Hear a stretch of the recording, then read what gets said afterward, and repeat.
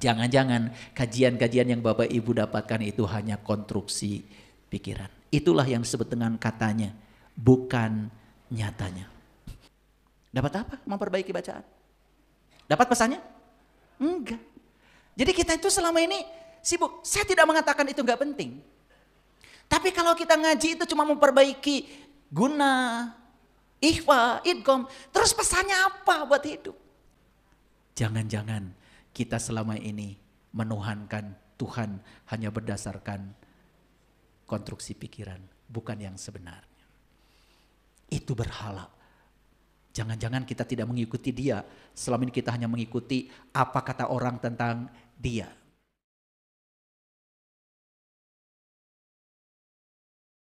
Coba Bapak Ibu, setiap hal yang kita lihat, kita dengar, kita alami, ya, kan segera tuh akan disaring oleh pikiran untuk dinilai dan dilabeli dan dimasukkan ke dalam kotak yang sudah dikenalnya.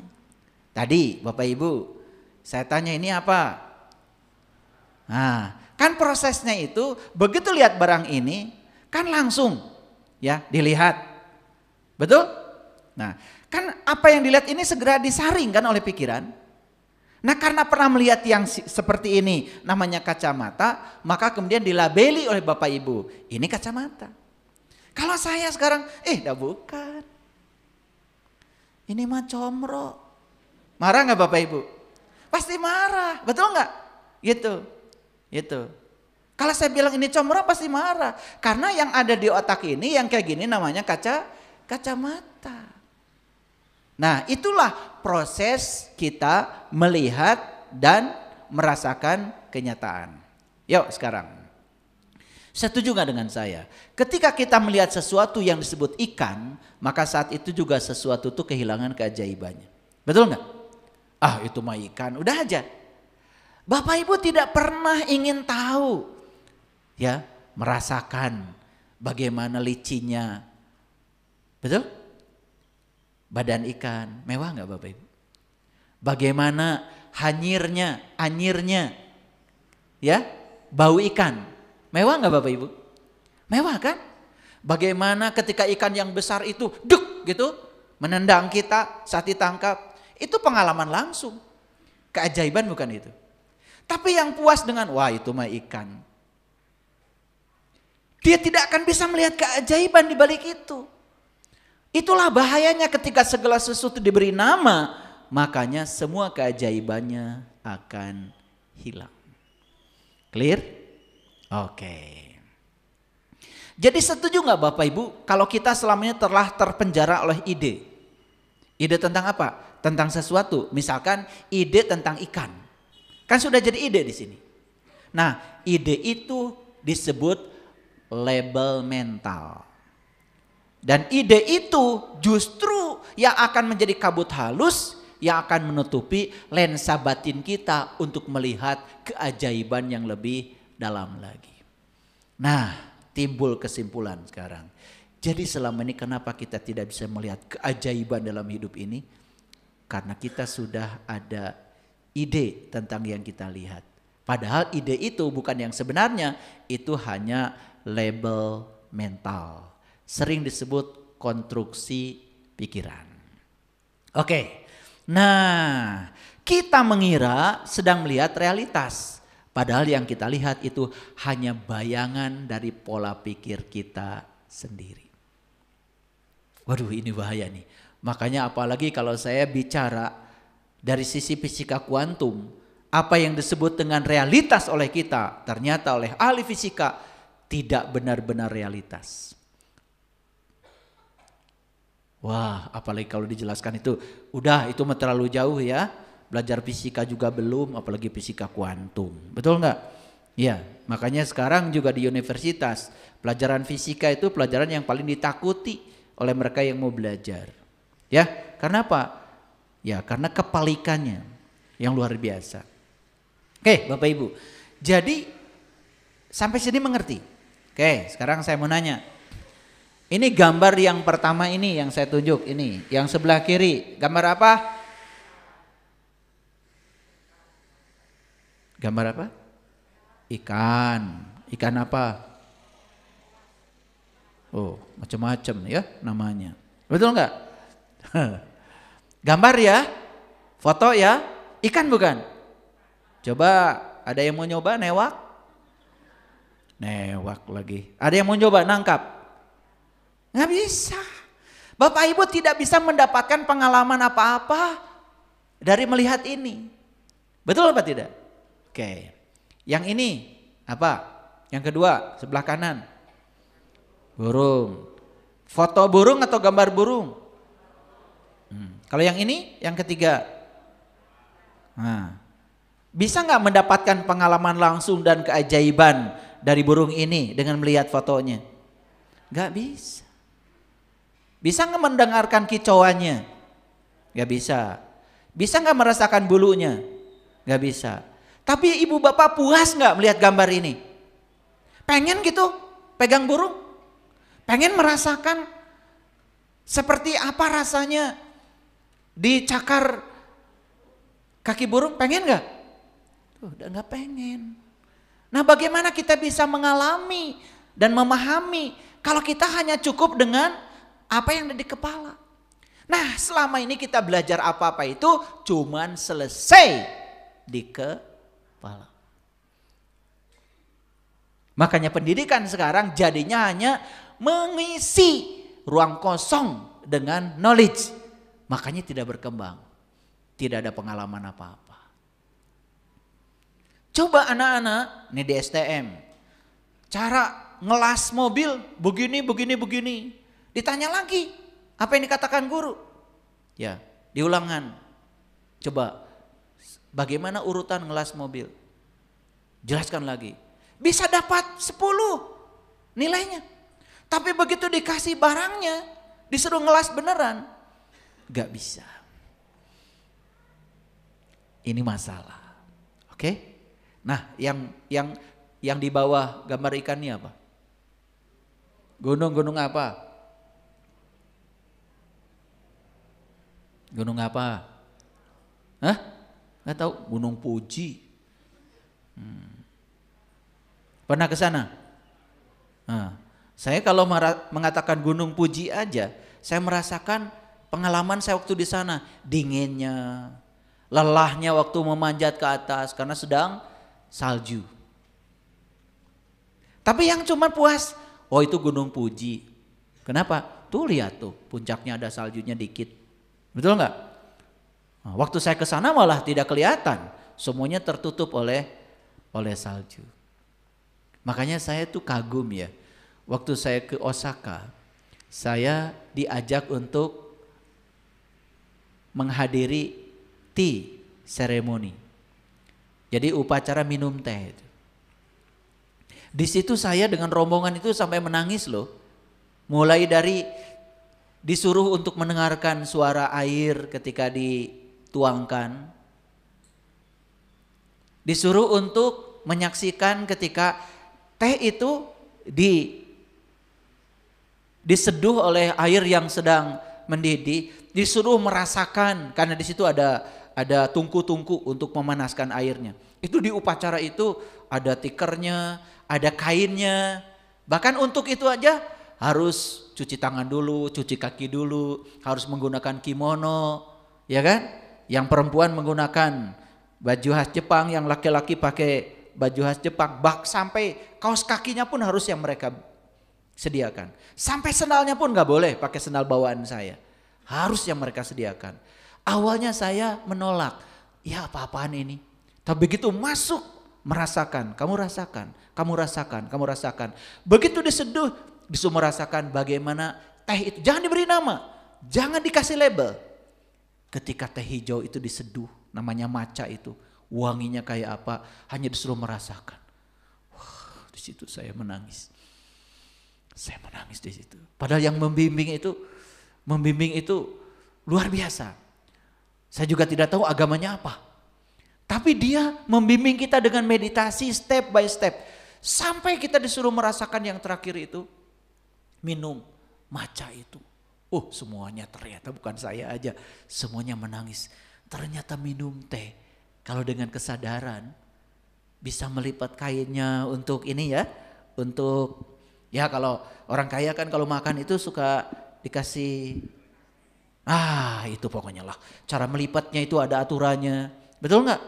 Iya kalau kita makan yang penting. Bayangkan. Jadi ternyata yang membedakan itu kesadaran. Dan di situ hanya minum teh aja merasakan keajaiban yang luar biasa. Kalau kita hadir. Oke.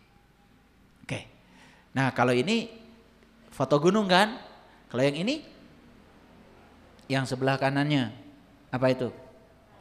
Gambar apa? Gambar apa? Gambar gunung waktu kalian SD. Betul nggak? Makanya ada yang mengatakan sebenarnya ini gambar bawaan dari akhirat. Kenapa? Sama hampir semua anak SD bikin gunung, matahari nongol, ada jalan kan gitu. Betul nggak? Ternyata itu ada ayatnya di Quran. Ada ayatnya.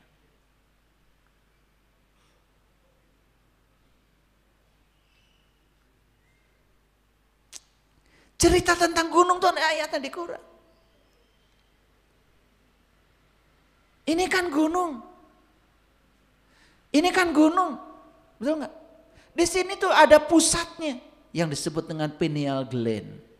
Makanya kalau orang-orang yang tinggi spiritualnya menyebutnya ini adalah batara guru. Pusat sistem kelistrikannya setiap manusia. Dan ini yang akan menghasilkan dopamin, serotonin, oksitosin, endorfin. Ternyata kalau di sininya beres, sistem kelistrikan setiap manusia beres, sistem kimiawinya beres, tubuh manusia menjadi sehat. Wah, ini kalau dibahas ayatnya tentang ini. Banyak ayatnya Bapak Ibu. Di surat Al-Kahfi, di surat Al-Hadid. Pernah baca? Udah, gak apa-apa. Kalau yang ini gambar apa yang sebelah kanannya? Pohon apa? Gak tahu. Gambar apa foto? Bisa bedakan ya. Karena pernah ada referensi di otak kita. Yang bawah, yang ini. Yang bawah, di bawah gunung. Gambar foto apa? Apa? Pohon jati. Bukan, itu comro. Pasti marah kan? Ya, bisa nggak merasakan tekstur jati? Bisa merasakan baunya jati? Enggak kan? Makanya jangan puas dengan tulisan, jangan puas dengan kata-kata. Jati tidak cukup. Harus mengalami langsung. Pernah ada yang merasakan bagaimana wanginya pohon jati? Pernah kan? Tuh, mewah nggak itu? Tapi ada nggak yang puas di sini? Oh itu pohon jati, saya udah tahu. Jadi Bapak Ibu selama ini, jujur ya, lebih banyak belajar dari realitas atau dari konstruksi pikiran. Jangan-jangan kajian-kajian yang Bapak Ibu dapatkan itu hanya konstruksi pikiran. Itulah yang disebut dengan katanya, bukan nyatanya. Makanya harus belajar nyatanya ya, jangan cuma belajar katanya. Oke. Nah, masih banyak gambar lagi yang lain tapi nggak penting. Yuk sekarang kita lihat Quran surat Yunus surat 10 ayat 66. Perhatikan Bapak Ibu. Perlu nggak saya bacakan bahasa Arabnya? Perlu? Ya saya bacakan juga Bapak Ibu nggak ngerti, ya toh? Ya, ya udah saya bacakan terjemahannya ya. Insya Allah saya sudah coba menyesuaikan dengan teks bahasa Arabnya. Ingatlah, sesungguhnya Allah meliputi semua yang ada di langit dan semua yang ada di bumi. Clear? Clear? Ulangi, jangan clear aja. Ingatlah, sesungguhnya Allah meliputi semua yang ada di langit dan semua yang ada di bumi. Titik sampai di situ. Oke, nggak apa-apa. Di kerangka pikiran aja dulu, di kerangka pikiran. Dari kalimat ini Bapak Ibu dapat pesan apa? Dapat pesan apa? Katanya clear. Benar-benar bersih sampai nggak ngerti apa-apa. Itu makanya ya Allah. Ya. Saya kalau Quran itu udah nggak di sini Pak. Di mana? Di luar kepala. Luar biasa ya.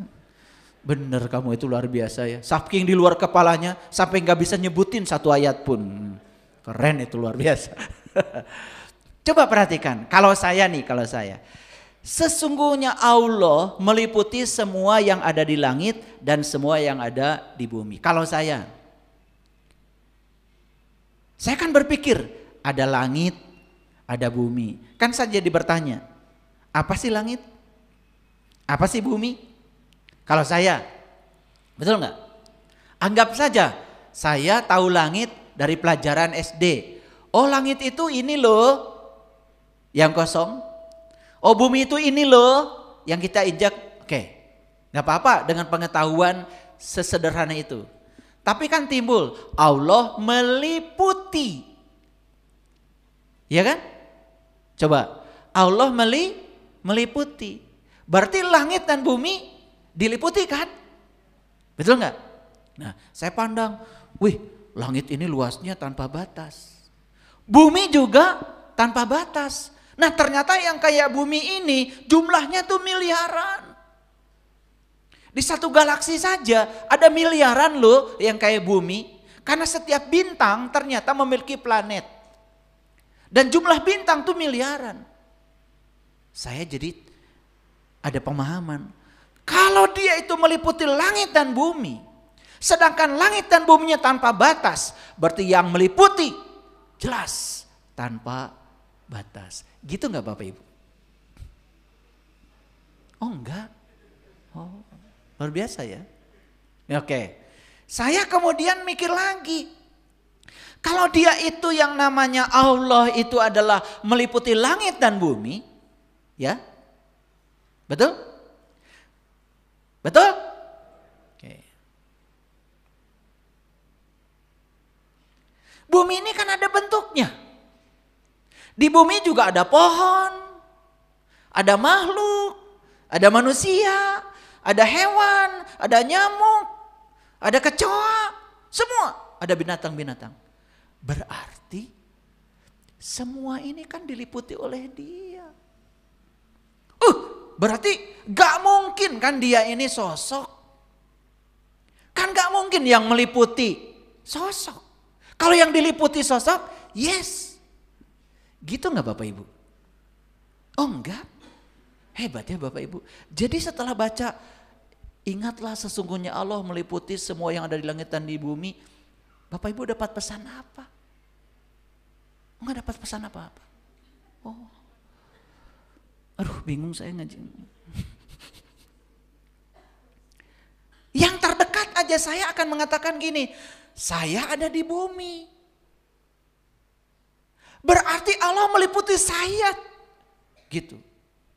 Kalau dia meliputi saya, berarti saya harus merasakan kehadirannya yang meliputi saya. Gitu enggak Bapak Ibu? Oh enggak. Ini hanya dari satu kalimat tadi aja. Kan muncul banyak. Ini baru dikonstruksi pikiran lo. Betul enggak? Jadi kalau begitu, bagaimana saya bisa memahami kalau dia meliputi langit dan bumi dan saya ada di bumi? Berarti dia meliputi saya dong. Saya baca ayat-ayat lagi. Oh ternyata Allah sendiri yang mengatakan, aku bersamamu dimanapun kau berada. Aku lebih dekat kepadamu daripada urat nadi lehermu. Itu pun baru konstruksi pikiran. Saya ingin mengalaminya. Semoga ada orang yang bisa menunjukkan saya. Sehingga saya bisa merasakan kebersamaan saya dengan dia. Gitu gak Bapak Ibu ngajinya? Enggak? Gak usah rewel. Yang penting cara bacanya benar. Allah 5 harokat. Gunah 2 harokat. Nallah Innallah tebal. Mang ikhfa. Fis ada tasdid. Fis sama awas sin.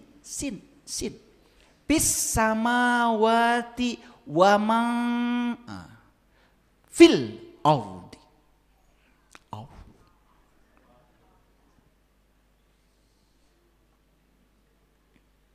Dapat apa? Memperbaiki bacaan. Dapat pesannya? Enggak. Jadi kita itu selama ini sibuk. Saya tidak mengatakan itu enggak penting. Tapi kalau kita ngaji itu cuma memperbaiki guna, ikhfa, idgham. Terus pesannya apa buat hidup? Kita baru belajar bahasa Arab. Wama panjang. Karena kasroh menghadapi alif, 2 harokat. Kalau nggak panjang, masuk neraka. Serem jadi ngaji. Akhirnya karena neraka terus, besok-besok lu nggak ngaji lagi, takut masuk neraka. Padahal belajar bahasa apapun, apalagi bahasa asing, nggak usah takut salah. Nah, takut salah nggak bisa, betul nggak? Iya. Who are you? Ayam. Tuh, nggak apa-apa. Nanti diperbaiki lama kamu. Oh, jadi ayam. Nggak apa-apa awalnya. Ayam. Nggak apa-apa. Who are you? Ayam. Didi. Wah, nggak apa-apa. Jadi Didi ayam gitu kan. Nggak apa-apa. Salah dikit nggak masuk neraka. Wa ma yattabi'ul ladzina yad'una ikhfa. Menghadapi dal. Ya? Nah, terus kita memperbaiki itu dapat apa? Saya bukan anti itu, silahkan. Orang Islam harus bisa baca kitabnya sendiri. Orang Islam harus tahu mahrojnya, tahu panjang pendek, tahu ilmu tajwid. Yes, saya setuju. Tapi jangan berhenti di situ. Ini pesannya apa? Betul nggak? Coba kita tangkap pesannya sekarang. Ingatlah sesungguhnya Allah meliputi semua yang ada di langit dan semua yang di bumi. Udah dapat pesannya? Udah dapat? 1. Kalau dia meliputi, jelas dia nggak mungkin sosok. Betul? Kalau dia meliputi, berarti dekat dengan yang diliputinya. Yes. Kalau langit dan bumi tanpa batas, berarti yang meliputi jauh melampaui batas. Kalau dia meliputi, karena saya ada di bumi, berarti dia meliputi saya. Saya paham sekarang kata-kata Nabi Muhammad, siapa yang kenal dirinya, dia akan kenal Tuhannya. Makanya saya akan mencari dan menemui yang meliputi saya aja. Gitu aja udah bagus. Gitu gak Bapak Ibu kalau ngaji? Gitu apa tidak? Gitu katanya sekarang. Nah, kita lihat ya. Dan orang-orang yang menyeru selain Allah tidaklah mengikuti. Nih Bapak Ibu, saya mau jujur mengatakan pada Bapak Ibu. Yang Bapak Ibu seru selama ini, Allah yang nyata atau Allah yang dikonstruksi oleh pikiran? Jujur, silakan dijawab masing-masing. Silakan.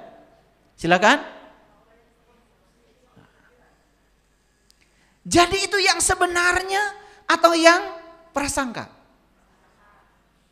Udah ketemu sekarang jawabannya. Sekarang pertanyaan berikutnya, mau nggak ketemu yang sebenarnya? Yes, dia bersama Bapak Ibu lebih dekat, melampaui dekatnya urat nadi leher Bapak Ibu. Ini nambah cerdas nggak Bapak Ibu? Nambah cerdas? Awas ya, ngaji itu harus nambah cerdas. Pengetahuannya nggak penting, tapi nambah cerdas. Kalau Bapak Ibu lebih hebat dari saya, berarti saya sukses jadi penceramah.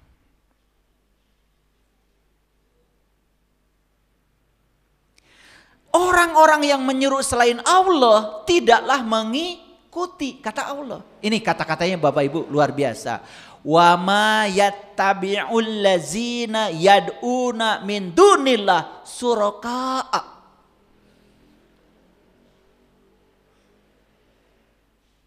Jujur sekarang, Bapak Ibu mengikuti Allah yang sebenarnya atau mengikuti Allah konstruksi pikiran? Jangan-jangan kita selama ini menuhankan Tuhan hanya berdasarkan konstruksi pikiran, bukan yang sebenarnya. Itu berhala. Jangan-jangan kita tidak mengikuti dia, selama ini kita hanya mengikuti apa kata orang tentang dia. Coba Bapak Ibu, apa kata orang tentang dia? Katanya atau nyatanya? Ulangi, katanya apa nyatanya? Katanya dikatakan lagi. Beja dibejakeun deui. Tuh cek jeung cenah buahna leubet ku meureun. Tangkalna namanya tangkal susuganan.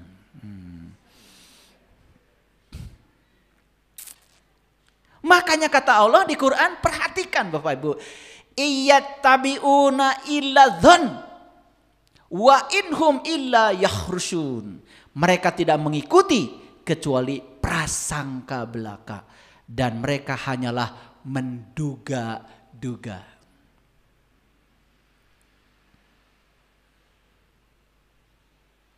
Saya mau tanya di ruangan ini, ada yang tahu Wagyu? Oke, ada yang tidak tahu Wagyu? Acungkan tangan. Enggak apa-apa, enggak apa-apa. Ada yang tidak tahu? Saya tanya yang tahu enggak ngacung. Ada yang tahu Wagyu? Acungkan tangan yang tahu. Tahu. Berarti yang tidak acungkan tangan? Enggak tahu. Oke, benar-benar enggak tahu? Oke.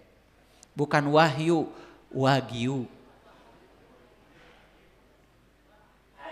Nah, saya kasih tahu.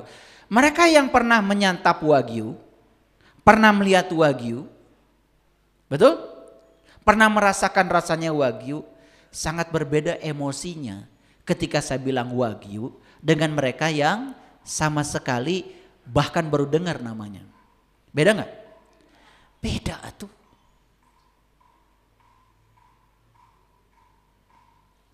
Beda. Mereka yang sudah mengalami Wagyu, dia paham Wagyu itu apa. Bahkan mungkin sekarang karena pernah merasakan enaknya makan makanan itu, ngiler sekarang. Karena ingat lagi betapa enaknya makanan itu. Nu acan mah, boro-boro karunya. Malah nanya kawan, Wahyu, tuh kalau salah. Ternyata dia itu malah benci begitu saya dengar Wagyu. Karena yang dia pikir Wahyu, kebetulan pernah disakiti Wahyu. Nasi Wahyu yang pernah menyakiti masih ada tuh di otaknya, betul nggak? Tuh, jadi kemana-mana pikirannya, bayangkan ya, luar biasa kan? Oke, yuk perhatikan Bapak Ibu. Mereka tidak mengikuti kecuali prasangka belaka. Dan mereka hanya menduga-duga. Lihat saya semuanya, yang tahu Wagyu tidak menduga-duga. Tapi yang belum tahu jadi menduga-duga. Betul nggak? Betul nggak? Jika kumaha tuh eta teh. Betul nggak? Pokoknya mah kieu. Tuh, betul nggak? Makanya nggak usah dijelaskan. Ajak dia makan itu. Traktir. Karunya. Betul nggak? Begitu ditraktir diajak. Ya, oh iya Wahyu teh. Paham ya maksud Bapak Ibu? Oke.